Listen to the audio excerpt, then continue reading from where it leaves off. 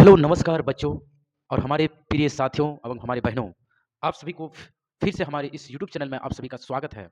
आज का एपिसोड है, हम लोग क्लास 10 का जो है गणित को अच्छी तरह से फर्स्ट चैप्टर को हम लोग शुरुआत करेंगे। फर्स्ट कहते हैं कि यदि आप भविष्य नहीं बदल सकते हैं, एपीजे अब्दुल कलाम का कलाम आज़ाद जो हमारे आदर्श है, आइडियल आइडियल है, वो कहते हैं कि यदि आप अपना भविष्य नहीं बदल सकते हैं, तो अपना तो आदत तो बदल सकते हैं ना।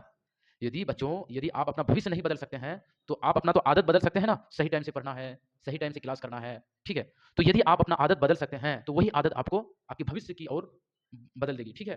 तो आते हम लोग बिना देर गवाए किए हम लोग अपना काम करते हैं, ठीक है। तो वीडियो को अंत तक जरूर देखना है, जरूर देखना है और अपने दोस्तों को अधिक से अधिक शेयर करना है, ठीक है। तो 10 क्लास का पहला लेक्चर, पहला जो है मैथ का जो है पहला चैप्टर को हम लोग दोस्तों क्लास 10 में जो है पहला चैप्टर जो है पूर्णांक संख्या से शुरुआत है।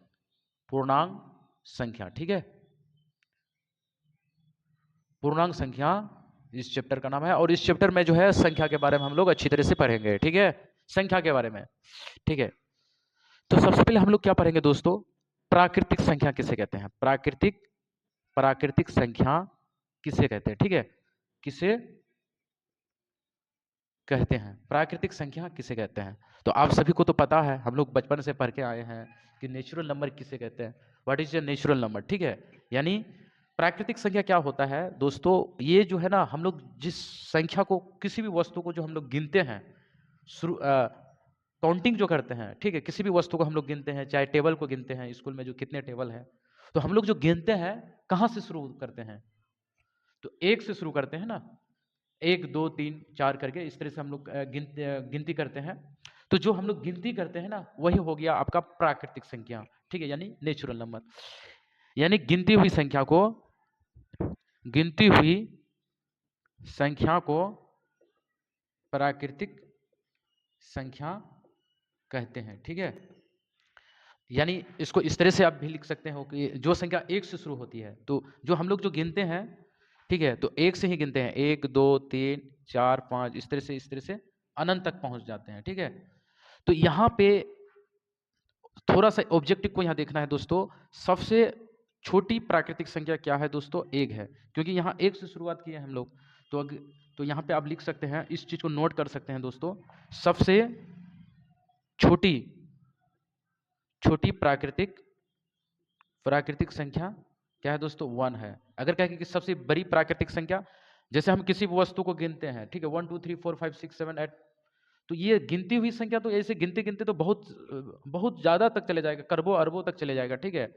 तो ये जो है सबसे बड़ी प्राकृतिक संख्या को हम लोग कह नहीं सकते हैं, ये अनंत है दोस्तों, ठीक है। तो सबसे बड़ी प्राकृतिक प्राकृतिक संख्या क्या है, अनंत है, ठीक है। ये अनंत इस तरह से इन्फिनिट ये चिन्ह लगा देना, ठीक है।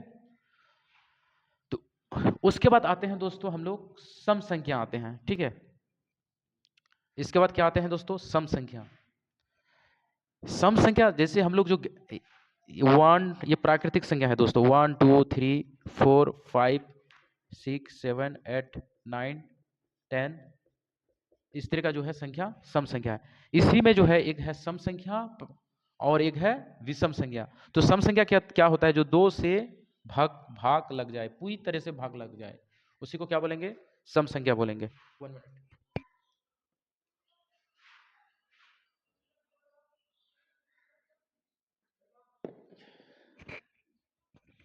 तो हमारे साथियों, जो 2 से भाग लग जाए उसी को क्या बोलेंगे, सम संख्या बोलेंगे। यानी सम संख्या किसे कहते हैं, सम संख्या किसे कहते हैं, ठीक है। तो इस चीज को नोट कर सकते हैं दोस्तों, आप नोट कर लीजिए अपना, कि जो संख्या संख्या 2 से पूर्ण रूप से भाग लग जाए, ठीक है, उसे क्या बोलेंगे, उसे सम संख्या कहते हैं। यानी जो संख्या 2 से भाग लग जाए उसी को क्या बोलेंगे, सम संख्या बोलेंगे। जो 2 से कौन कौन भाग लगेगा दोस्तों, 2, ये 2 तो लगने करेगा, 4 5 तो नहीं लगेगा, 6 लगेगा, 8 10 12 ठीक है, ये संख्या जो है सम संख्या है, जो 2 से शेष नहीं बचना चाहिए दोस्तों, भाग पूरी लग जाए, उसी को क्या बोलेंगे, सम संख्या। ठीक है, तो एग्जाम में जो है ना, इसी में एक क्वेश्चन आता है, इसी से रिलेटेड एक क्वेश्चन आता है ऑब्जेक्टिव टाइप का। ठीक है, कैसे आएगा दोस्तों, या देखिए, अगर कहेगा दोस्तों कि सबसे छोटी सम संख्या कौन है, नोट्स में यहां पे आप लिखो, सबसे सबसे छोटी सम संख्या कौन है, तो ऑब्जेक्टिव में अगर कहेगा कि इनमें से कौन सबसे कम सम संख्या है, सबसे छोटी कम संख्या है, तो क्या बोलना है दोस्तों, सबसे छोटी सम संख्या 2 है, कौन है, 2 है। और बड़ी संख्या तो ऐसे तो बहुत होगा, बड़ी संख्या नहीं पूछेगा, छोटी ही संख्या पूछेगा। ठीक है, इसमें से और एक सवाल आता है, ठीक है, कैसे सवाल आता है कि n सम संख्या, n सम संख्या संख्या का योगफल बताइए। ठीक है, n सम संख्या का योगफल बताइए। इस तरह का सवाल हम बहुतों बार देखे हैं, क्वेश्चन को उठा करके, क्वेश्चन बैंक को उठा करके हम बहुतों बार इस क्वेश्चन को देखें कि n सम संख्या का योगफल बताइए। ठीक है, तो दोस्तों n सम संख्या का योगफल, इसका एक सूत्र होता है, इस सूत्र क्या है दोस्तों, n ब्रैकेट n प्लस 1। ठीक है, यानी इसमें अगर हम पुटिंग करेंगे तो वो सवाल बन जाएगा। ठीक है, तो ये सूत्र को याद रखना है, क्या है, n सम संख्या का योगफल अगर बताएगा तो ये सूत्र को याद रखना है दोस्तों, n ब्रैकेट n प्लस 1। ठीक है, अब ये कैसे सवाल आएगा, इस तरह का सवाल आएगा कि प्रथम 10 सम संख्या का योग फल निकाले। ठीक है, इस तरह का क्वेश्चन आता है, कईयों बार हम देखे हैं, बहुतों बार देखे हैं दोस्तों। ठीक है, तो प्रथम 10 सम संख्या का योग, तो क्या लगाना है, सूत्र लगाना है, n का मान यहाँ पे जितना होगा उतना n का मान यहाँ पे बैठाना है, तो यहाँ पे n का मान कितना है, 10 है, तो n का जगह में 10 बैठाना है। सूत्र याद रखना, क्या कि सूत्र क्या है, n ब्रैकेट n प्लस 1। ठीक है, n के जगह में 10 और फिर 10 यहाँ बैठाएंगे, फिर 1 बैठाएंगे। ठीक है दोस्तों, n के जगह में 10, फिर n के जगह में 10, फिर 1, उसके बाद यहाँ पे क्या करना, पहले ब्रैकेट के अंदर में काम किया जाता है। ठीक है, तो 10 और 1 11, फिर इसको गुना करेंगे तो कितना हो गया दोस्तों, 110। तो प्रथम 10 सम संख्या का योगफल 110। ये मैथ जो है बहुतों बार इस तरह का क्वेश्चन आता है। यहाँ पे कैसे देगा दोस्तों, प्रथम 20 सम संख्या का योग बताइए, प्रथम 40 सम संख्या का योग बताइए। तो आप जो है कमेंट में हमको बताना, ये क्या बताना है, इसी से रिलेटेड हम देते हैं दोस्तों, क्या देते हैं, प्रथम 15 सम, सॉरी यहाँ 20 दे देते हैं, प्रथम 20 सम संख्या का योग फल बताइए। ठीक है, आप जो है जरूर से जरूर इस मैथ को बना करके इसी सूत्र से आप यहाँ पे हमको कमेंट में आंसर देना है। ठीक है, चलो आ जाते हैं हम लोग, सम संख्या तो सीख गए हैं, आप हम लोग आ जाते हैं, देखो सम संख्या बस इतना ही पढ़ लेना है, एग्जाम बोर्ड के लिए टकाटक होगा। ठीक है, और इससे पूछना नामुमकिन है, इससे बाहर पूछना नामुमकिन है दोस्तों। ठीक है, सम संख्या के बारे में। अब हम लोग आ जाते हैं थोड़ा सा पूर्ण संख्या। ठीक है,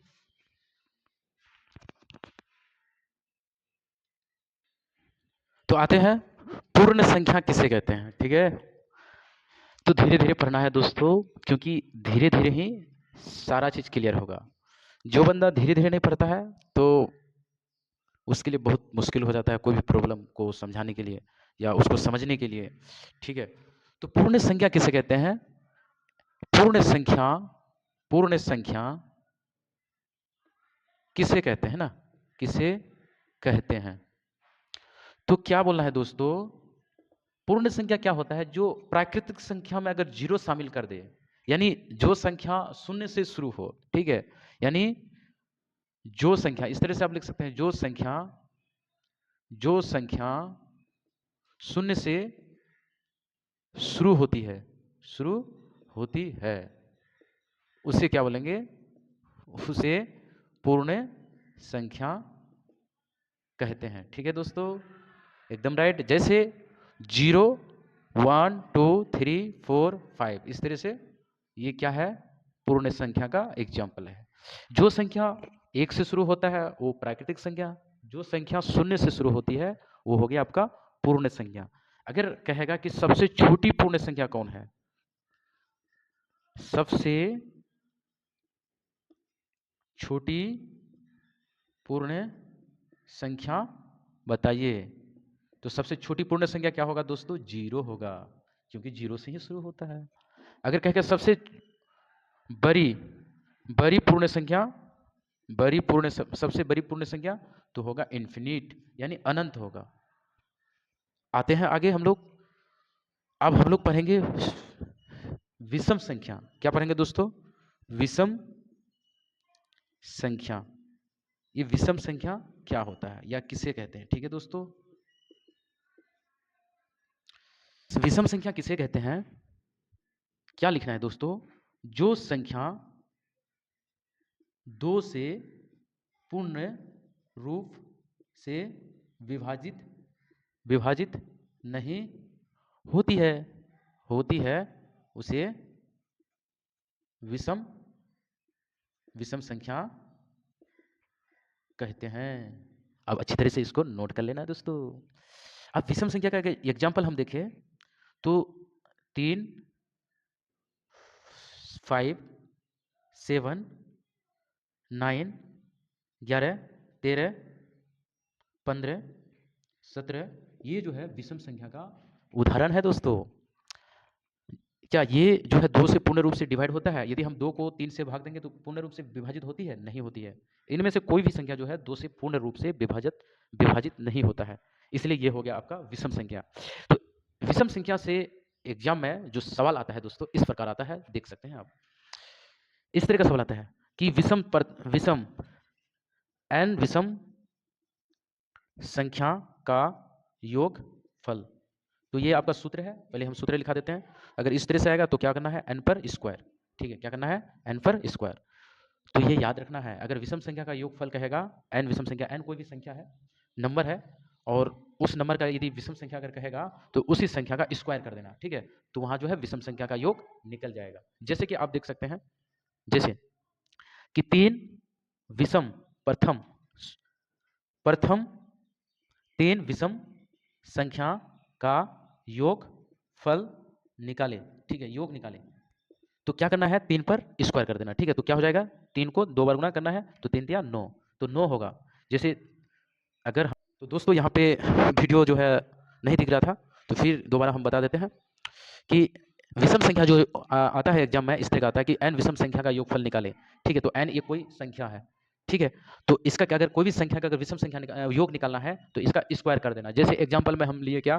प्रथम 3 विषम संख्या का योगफल निकाले। एग्जाम में इस तरह से भी आएगा कि प्रथम 19, 20, 30, 45 विषम संख्या का योगफल निकाले। तो आपको जो है ना सूत्र को कमांड रखना बहुत जरूरी है। वो सूत्र क्या है? n पर स्क्वायर। और सम संख्या का योगफल क्या होता है? n bracket n plus 1। ठीक है, तो इस सूत्र में अगर यहाँ पे कन्वर्ट करते हैं तो 9 आता है। ठीक है, अगर हम इस तरह से देखा जाए कि प्रथम 3 विषम संख्या का योग, तो एक को 1 लेंगे, उसके बाद 3 लेंगे, उसके बाद 5 लेंगे। ठीक है, अगर 4 कहेंगे तो और भी इसमें जोड़ेंगे। तो इस तरह से जो है विषम संख्या का योगफल निकलता है। चलो आते हैं हम लोग दोस्तों नेक्स्ट।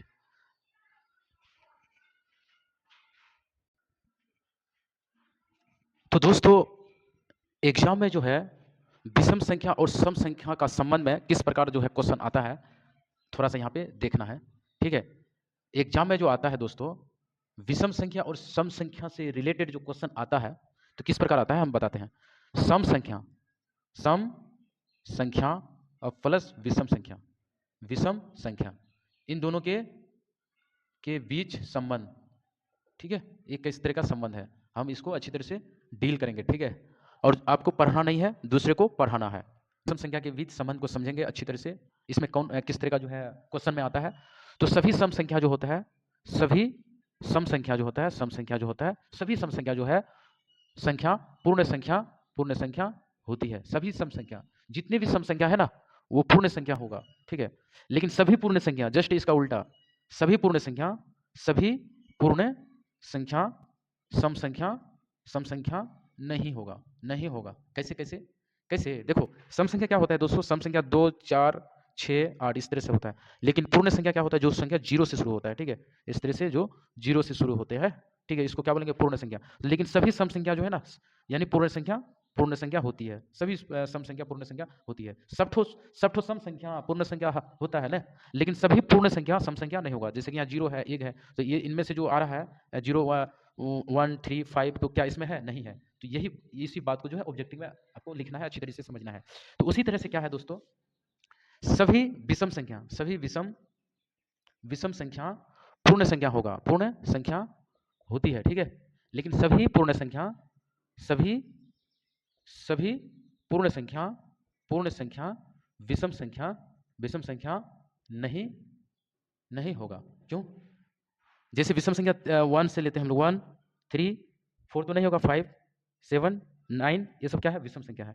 लेकिन पूर्ण संख्या क्या होता है? जो 1 से शुरू होती है। गिनती हुई संख्या में जब 1 लगा देंगे, 0 लगा देंगे, तो वो पूर्ण संख्या होगा। तो सभी विषम संख्या जो है पूर्ण संख्या होती है, ठीक है। लेकिन सभी पूर्ण संख्या जो है विषम संख्या नहीं होती है। तो ये जो है, ये 4 गो जो चीज़ है, रामबाण है, ठीक है। तो इस चीज़ को अच्छी तरह से समझ लेना है साथियों, और हमारे जितनी भी सिस्टर एवं फ्रेंड्स हैं, सबको इस वीडियो को लाइक करो, अधिक से अधिक, और शेयर कीजिए, ठीक है। यानी सम संख्या प्लस सम संख्या को अगर जोड़ेंगे तो हमेशा क्या होगा? सम संख्या ही होगा।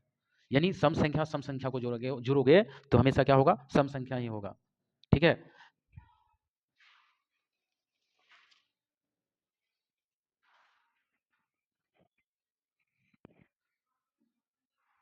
और विषम संख्या प्लस विषम संख्या को जोड़ेंगे तो हमेशा सम संख्या ही होगा। यानी विषम संख्या, 2 बार विषम संख्या को जोड़ेंगे तो क्या होगा? सम संख्या होगा।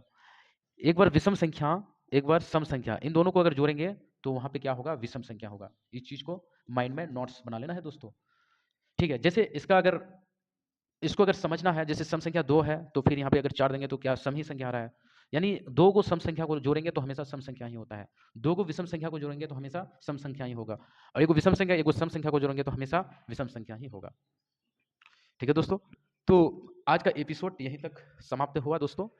और भी बताएंगे, क्योंकि वीडियो बहुत लॉन्ग होता है, तो लॉन्ग होने में थोड़ा सा दिक्कत होता है दोस्तों। तो इसी के साथ जो है, आप सभी को मेरा नमस्कार, और हमारे वीडियो को अधिक से अधिक शेयर कीजिए। Thank you. जय हिंद, जय भारत।